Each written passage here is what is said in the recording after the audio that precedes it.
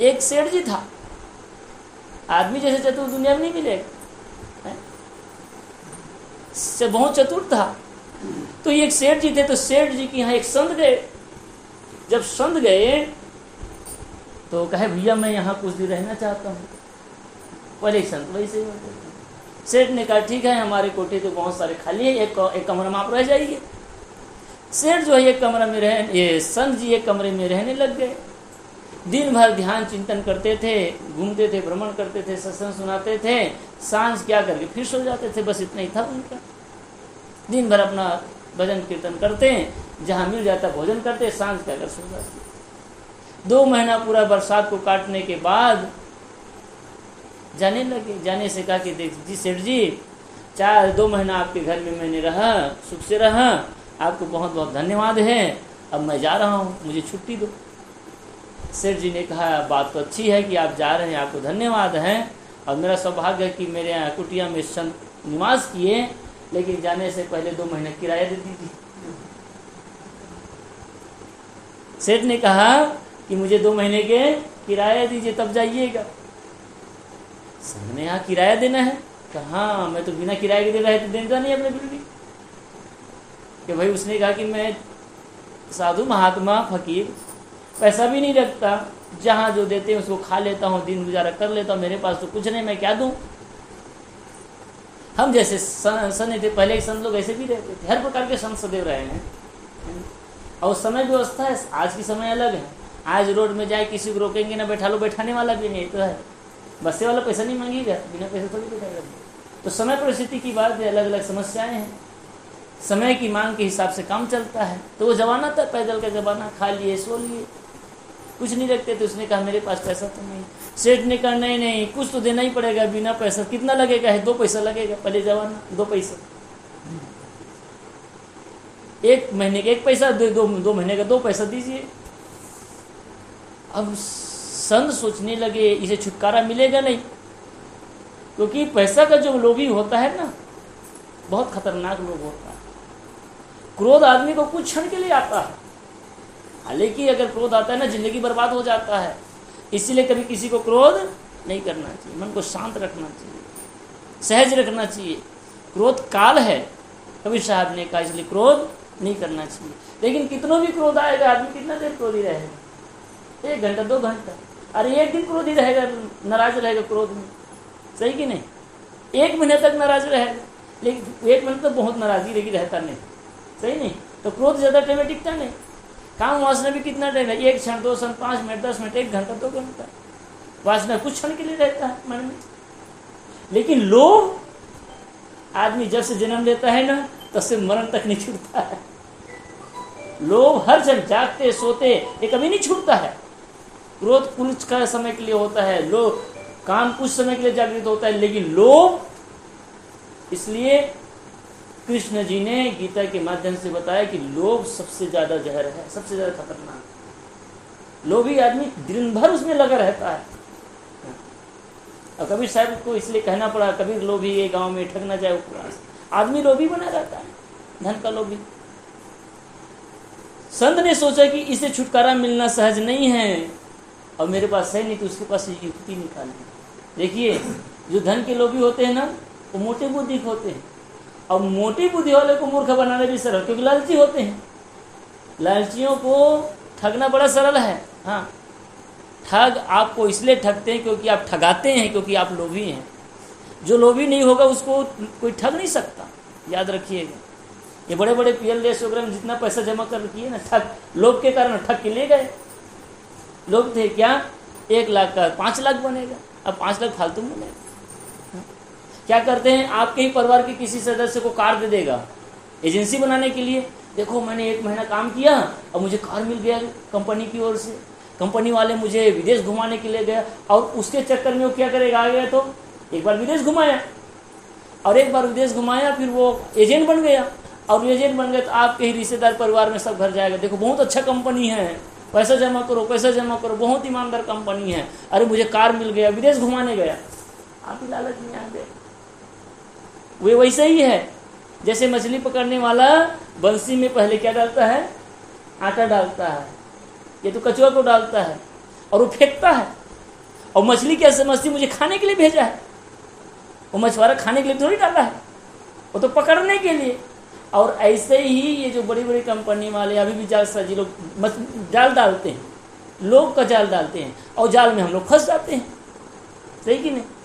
बहुत लोगों का, किसी का, कई ऐसे आदमी जिसका 10 लाख 20 लाख 25 लाख भी फंसा, सारा कंपनी कहीं पैसा नहीं निकाल पा रहा है। गाड़ी कमाई का पैसा आपने लोग के चक्कर में डाल दिया। 1 का 5 क्या 1 लाख नहीं मिल पा रहा है, 1 रुपये नहीं मिल पा रहा है, सब डूब गए। तो ये लोग के चक्कर में होता है। संत ने कहा कि देखो मेरे पास तो कुछ नहीं, लेकिन एक सुई है, इसको रख लो। सेठ ने कहा मैं इसको क्या करूंगा? अरे तुम नहीं जानते, ये बहुत चमत्कारी सुई है। ये सुई जब तुम मर करके जाओगे ऊपर यमराज के दरबार में, तो इस सुई को दिखा देना। जैसे इस सुई को दिखाओगे ना, तो मेरा जो देवदूत है वो समझ जाएगा, मेरा जो एजेंट है वो समझ जाएगा, और आपको वो सजा से मुक्त कर देगा और आपके लिए स्वर्ग का दरवाजा खुलवा देगा। तुमने तो कभी पुण्य किए नहीं है, तुम पाप किए हो और तुम नरक में जाने वाले हो, लेकिन इस सुई के प्रताप से मेरा देवदूत तुमको बचा लेगा और तुमको स्वर्ग में भेज देगा। सेठ बड़ा खुश हो गया, मांग लिए। संत जी चले गए और खुद गदगद बहुत नाच रहे हैं। सेठानी आती है नहा धो करके, कहे सेठ जी आज आपको क्या मिल गया, बहुत खुश हो? कहे मत पूछो, आज तो मैंने 2 महीने के किराए में स्वर्ग का टिकट खरीदा है। बोलते हाँ, 2 महीने का टिकट खरीद लिया है। सेठानी थोड़ी समझदार थी, चतुर भी थी। कहे क्या बोलते हो सेठ जी? कहे हमारे यहाँ जो संत रहते थे ना, कहे हाँ आज वो चले गए। अच्छा, तो उसने क्या दिया? कहे उसके पास पैसा नहीं था, तो उसने एक सुई दिया है और उसने बताया है कि जब मैं मर के जाऊंगा ना, तो इसको स्वर्ग में दिखाऊंगा, तो मेरे यमराज को दिखाऊंगा तो स्वर्ग का दरवाजा खुल जाएगा, मेरे लाइसेंस है। सेठानी करे भकले बुद्धिहीन, जब तुम मरोगे तुम्हारा शरीर यहीं रहेगा, तुम्हारे कपड़ा भी यहीं छूट जाएगा, सब चीज को जला दिया जाएगा। जब तुम्हारे शरीर में एक करधन भी नहीं रहने वाला, एक धागा को भी नहीं लोग निकाल लेने वाला है, तो तुम सुई को कहाँ ले जाओगे? वो संत नहीं, संत के नाम में धूर्ता है, तुमको ठग दिया है। उससे दौड़े गया। थोड़ी दूर संत पहुंचे हुए थे गांव से बाहर। कहे आपको संत जान करके मैं आपकी बात को मान गया, धोखा खा गया। कहे क्या हुआ? कहे चलिए, मैं नहीं समझा सकता, मेरी पत्नी से आप मिलिएगा। संत वापस आ गए। कहे क्या बात है? कहे संत जी आपने मेरे पति को कैसे ठग दिए? कहे माता जी मैंने कहा ठगा? कहे ये सुई जो है ये कैसे स्वर्ग जाएगा? जब ये मर जाएगा तो इसका शरीर यहीं रहेगा, कपड़ा यहीं रहेगा, सब चीज यहीं रहने वाला, एक धागा भी साथ नहीं जाने वाला। और मैंने पहली बार प्रत्यक्ष देखा माता जी। अभी कुछ दिन पहले, 15 दिन पहले, एक हमारे संत का शरीर शांत हुआ, तो उसको उसमें रखने वाले थे चीता में, तो उससे पहले एक बार और चर्चा की, देख लो भैया कहीं कुछ है तो नहीं, देख लो खोल खाल के। स्पष्ट में अपने सामने में देखा, कहीं करधन तो बोल रहे, कोई माला मुद्रित और नहीं बचा, इसको देख लो, निकाल लो। तो ये जो आदमी है अपने ही परिवार के लोग हैं, अगर गहने पहनो उस गहने को भी छीन लेने वाले लोग, कुछ रहने वाले। और मुझे कभी कभी आश्चर्य होता है, आदमी मरता है ना, क्या कहते हैं, उससे सब चीज़ को निकालेगा, उसका कपड़ा लत्ता मत पहनो, याद ही होकर वो वापस आ जाए, सब चीज़ को वापस, सोने वाला बिस्तर को, सब चीज़ को वापस करे, सबको जला देते हैं, उसका उपयोग किया हुआ है, तो सब में छुत लगता है और सब में उसकी वासना रहेगी। और सोना चांदी में बहनी लड़ती मोला दे करके। अब माँ के हिस्सा में ज़्यादातर बहन मन के रहे थे, नहीं सोना चांदी ज़्यादातर बहू बेटी मन की, सब लूट रही, नहीं माँ गहना में पहनू, मोल में पहनू, वो में नहीं आए वो लोग माँ की याद है नहीं। अब वो लुगड़ा पहन ली, वो कोई सामान में यूज करी तो वो मत पहनो, सही कि नहीं? तो आदमी कितना मोहिया है, वो जानता है कि इसको धो करके पोस कर कीमती है, कीमत की बात है, लालच की बात है, सही की बात। माँ से भी मोह नहीं रह गए, हाँ, धन में जी गड़त। कई घर तो ऐसे होता है कि लाश नहीं निकला है, घर में लड़ाई चालू हो जाती है, ऐसे घर कई करते करते।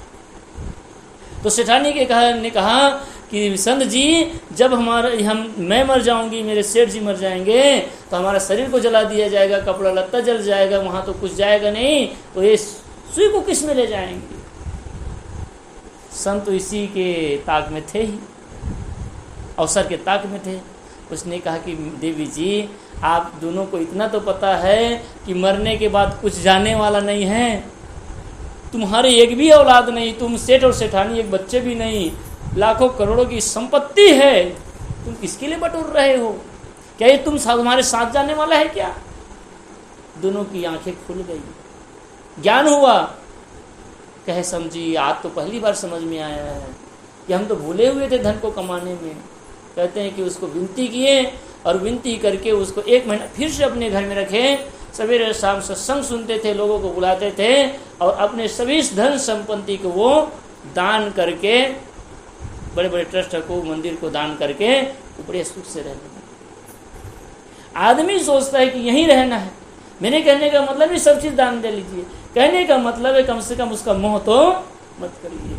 तो कबीर साहब जी ने कहा, कल काठी कालो गुना जतन जतन गुण खाए, काया मध्य काल बसत है मर्म न काहू पाए। कोई आदमी मर्म नहीं पाता, इसलिए जीवन रहते जाने के लिए संबल इकट्ठा करिए, सुंदर व्यवहार करिए, धर्म परमार्थ करिए, थोड़ा समय निकालिए, भजन करिए, कीर्तन करिए। आदमी सवेरे से शाम तक केवल काम में ही लगा रहता है। किस काम में लगा रहता है? वो धन जो यहीं रुकने वाला है, यहीं छूटने वाला है। तो धन संग चले सो धन है, सग तो छूट जाए सो। अब करो तैयारी, ऐसे धन की आगे हो सहाया। इतना सुंदर भजन है ना? संत गुरुजन कहते हैं कि संग चले तो धन है सब, तो जो संग में चले वो धन है। शरीर चलता है क्या? शरीर धन। ये माटी पत्थर चलेगा क्या? ये भी धन नहीं। जो संग में चले, संस्कारों की पूंजी ही असली धन है। भक्ति और धर्म की कमाई ही असली पूंजी, ये साथ में जाता है। ये सब कुछ साथ में जाने वाला, ये तो यहीं तक है, देह व्यवहार तक इसकी जरूरत है। जब तक जीवन है, जब तक शरीर है, जब तक श्वास चल रही है, जब तक परिवार है, तब तक इन सब चीजों की जरूरत है। कपड़े लत्ते का मोह है, इसको धोएंगे, साफ करेंगे, और शरीर अभी छूट गया, इसको कौन चिकन करना। इसलिए उसकी भी तैयारी करिए, उसका भी काम करिए। संसार का काम करते हैं, लेकिन सवेरे शाम थोड़ा सा समय निकाल करके भजन करिए, कीर्तन करिए। आदमी को फुर्सत ही नहीं है, सही कि नहीं? किसी आदमी को फुर्सत नहीं। सियान हो गए, उसको भी फुर्सत नहीं। कहा करते साहेब न तीन मतलब खिलाए टाइम। जवान को फुर्सत नहीं, लड़का को फुर्सत नहीं, किसी को फुर्सत नहीं। थोड़ा सा समय निकालना सीखें, जितना हो सके। हाँ, जितना हो सके, जिससे भजन करिए, भक्ति करिए, ध्यान करिए, चिंतन करिए, मन की वासनाओं को सुखाने का काम करिए। ये काम करिए, सबके साथ सुंदर व्यवहार करिए, दान धर्म परोपकार करिए। संबल, ये सब संबल हैं। इसी संबल को इकट्ठा करना है। तो संग चले सो धन है संतो, छूट जाए सो ये सब माया। ये सब माया है, ये सब यहीं छूट जाने वाला है।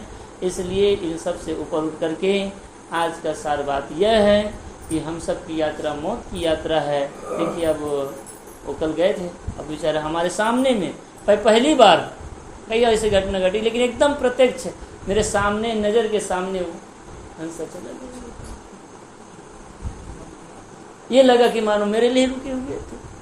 बिल्कुल उसके घर में पहुंचे, 5 मिनट नहीं हुआ था, और बस जो विधि था बस पूजा के उसको किए, कंठी माला किए, चरणामृत किए, और शांत शांत उसे सांस लिया। बिल्कुल वैसे जैसे आज बस स्टैंड में गए ना, गए और गाड़ी छूट गई, सेम गाड़ी में चढ़े छूट गए वैसे। पहली बार इतना प्रत्यक्ष और इतना नजदीक से, अब बिल्कुल फर्क नहीं। पता नहीं, हम लोग सोचते कि अगर 5 मिनट ही देरी होती तो रोना गाना चल रही है, लेकिन ऐसा सहयोग पहुंचने और पहुंचने के बाद ही उसका शरीर एक सहयोग। हम सब लोग भी ऐसे चले जाएंगे एक दिन। आज उसके यहाँ गए थे, सही कि नहीं? इसलिए हम सब लोगों को जागने की जरूरत, ये जागने की जरूरत। मोह नहीं, सब सोए रहते हैं। किसमें? मोह में, नशा में। नशा करने वाला ही, शराब पीने वाला नशा नहीं करता। हम सब भी तो नशा में हैं। कोई धन का नशा है, किसी को पद का नशा है, किसी को बल का नशा है, ये नशा ही तो है। किसी को रूप जवानी का नशा है, किसी को साधुता का भी नशा है। हम लोगों को भी नशा हो जाता है। बड़े बड़े संत के मठाधीश है, मैं बड़ा हो जाता है, मेरा पूजा पाठ हो जाता है, नशा ही तो है। तो हर प्रकार की जो नशा, ये अहंकार ही नशा है। अहंकार की नशा में हम सब चूर हैं। इसलिए आप देखिए कि शरीर एक दिन धूल में मिट जाने वाला, इसलिए किसी प्रकार का कोई अहंकार न करें, बल्कि थोड़ा सा समय निकाल के एक घड़ी आधी में बुनियाद और कबीर संगत साधु की कटे कोट अपराध, थोड़ा सा समय निकालना सीखें और समय निकाल करके भजन भक्ति भाव करें। कुछ न कर सके शांत बैठ जाइए, मैं कहता हूँ। इससे बड़ा आपको भजन गाने की जरूरत नहीं, कुछ नहीं करने की जरूरत नहीं। कुर्सी में बैठने हैं तो कुर्सी में बैठ जाइए, नहीं तो सवेरे उठिए, शाम उठिए और बैठ करके केवल आप अपने सदगुरु को स्मरण करिए, यह ध्यान करिए, बस इतना ही कर लीजिए।